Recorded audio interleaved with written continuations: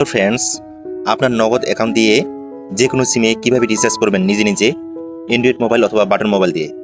নগদ অ্যাকাউন্টে যাওয়ার জন্য আমরা 167-তে ক্লিক করব। তো স্টার 167, এরপর হ্যাশ, এরপর ডায়ালে ক্লিক করব। দুইটি সিম আছে, আপনার যে সিমে অ্যাকাউন্ট খোলা আছে সেই সিমে ক্লিক করবেন। আমি যেহেতু মোবাইল রিচার্জ করব তাই 3 নাম্বারে ক্লিক করব। 3 নাম্বার ক্লিক করার জন্য এখানে নিচে 3 লিখতে হবে, এরপর সেন্ডে ক্লিক করতে হবে। দেখতে পাচ্ছেন 5টি সিম।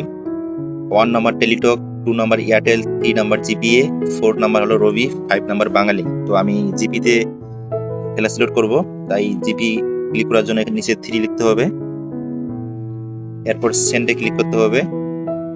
এখানে দেখতে পাচ্ছেন 3টি option, 1 number prepaid, 2 number postpaid, 3 number সিক্ত।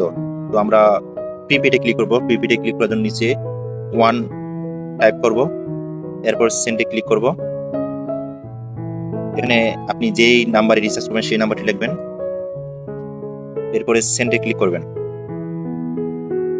এরপর এখানে আপনি জয় টাকা রিচার্জ করবেন ওই টাকা এখানে টাইপ করবেন। আমি 20 টাকা রিচার্জ করব, এরপরে সেন্ডে ক্লিক করবেন।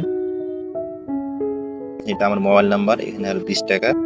তো এখানে আপনাকে পিনকোড টাইপ করে লিখে দিতে হবে, এরপর সেন্ডে ক্লিক করে দিলে আপনার মোবাইল রিচার্জ হয়ে যাবে।